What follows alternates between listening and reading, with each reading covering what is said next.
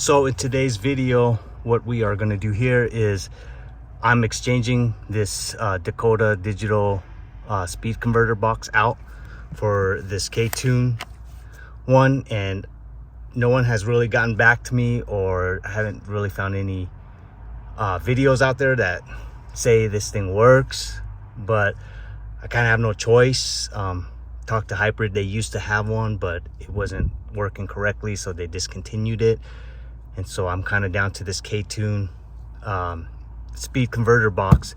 I'm kind of iffy, so hopefully I can be the first to tell you if this box really works or not.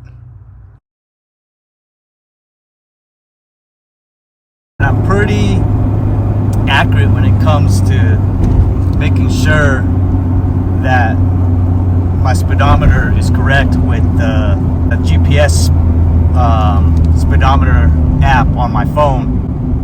And you know, I was skeptical. I got it tuned in correctly, and I will say, you know, this is one product from Ktuned that actually works. So I would choose this over the Dakota digital box. If you like this video, please hit the like and subscribe button, and please share. Thank you.